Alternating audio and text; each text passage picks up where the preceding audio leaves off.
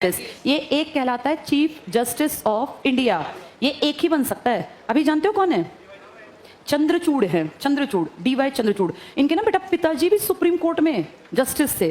देखो बाप बेटा, पिताजी बहुत पहले जस्टिस थे, फिर वो एक्सपायर हो गए। बेटे ने भी पिता का प्रोफेशन अपनाया, लॉ पढ़ा, और आज बेटा उसी कुर्सी पर बैठा है जिस पे कई साल पहले पिताजी भी बैठे थे। तो चंद्रचूड़, इनके पिताजी का रिकॉर्ड था, पता है क्या? सबसे लंबे कार्यकाल वाले सुप्रीम कोर्ट के चीफ जस्टिस। लगभग 9 साल तक वो कुर्सी पर रहे थे। आज उन्हीं का बेटा तुम्हारे देश का चीफ जस्टिस है, डीवाई चंद्रचूड़।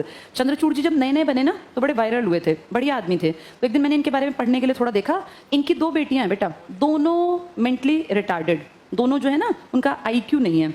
मुझे ऐसा फील हुआ कि देखो ईश्वर ने कितनी बड़ी पोस्ट दी, भाई नाम शोहरत सब, लेकिन बच्चियां जो है वो मेंटली रिटार्डेड हैं। वो एक तो व्हील चेयर पे है, बिल्कुल चल नहीं सकती, बोल नहीं सकती, और मतलब गर्दन पे भी उसका कंट्रोल नहीं है।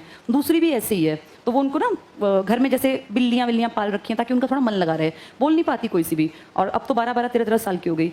फिर मुझे ऐसा फील हुआ कि देखो ईश्वर जो है किसी को भी वो ना 100% सब कुछ सबको नहीं मिलता, कहीं ना कहीं किस्मत में कमी रहती है। लेकिन उसके पढ़ने के बाद जब मैंने डिटेल पढ़ी तो मेरे मन में उनकी इज्जत बढ़ गई। क्यों? क्योंकि ये दोनों लड़कियां गोद ली हुई थी बेटा। उन्होंने ऐसी लड़कियां अनाथालय से गोद ली जिनको कोई और गोद ही लेता ही ना। उनके खुद के 2 बेटे हैं, दोनों इसी प्रोफेशन में हैं। एक मुंबई हाई कोर्ट में है और एक विदेश में काम करता है। तो सोचो, उन्होंने अपने जो बच्चे थे ना उनको इतना काबिल बनाया कि वो देश सेवा कर रहे हैं किसी ना किसी फॉर्म में, या विदेश में जाके भी अच्छे काम। और फिर उनको फील हुआ कि मेरे बच्चे सेटल हो गए, अब मैं क्या करूं? तो जिंदगी में कहते हैं जिसके पास सब कुछ हो उसको लौटाना भी चाहिए। तो उन्होंने अनाथ आश्रम में जाके 2 बिल्कुल फिजिकली चैलेंज्ड, मेंटली चैलेंज्ड लड़कियां ली कि इनकी पूरी परवरिश मैं करूंगा। अब देखो वो लड़कियां, इसको कहते हैं किस्मत। जिसके घर पैदा हुई थी उसने तो वो छोड़ दी, उनको देख के कि इस तरह की छोड़ दी, कहीं राह पड़े कोई छोड़ के चला गया, ये नहीं पता किसकी बेटी हैं वो और कैसी हैं। लेकिन उनकी किस्मत ईश्वर ने ऐसी लिखी थी कि चाहे वो मेंटली रिटार्डेड हैं या फिजिकली चैलेंज हैं, वो देश के सुप्रीम कोर्ट के चीफ जस्टिस के घर में पल पड़ रही हैं। तो देखो किस्मत कैसे काम आ जाती है। अब उन लड़कियों का लक, भगवान ने तो उनको कुछ भी नहीं दिया था, नियति ने, लेकिन शायद उनके कोई पिछले जन्म के कर्म थे कि कुछ ना मिलने के बावजूद भी जिंदगी कितनी आसान है। उनको रहना खाना पीना जो बेस्ट से बेस्ट कर सकते थे वही कर रहे होंगे चंद्रचूड़ सर।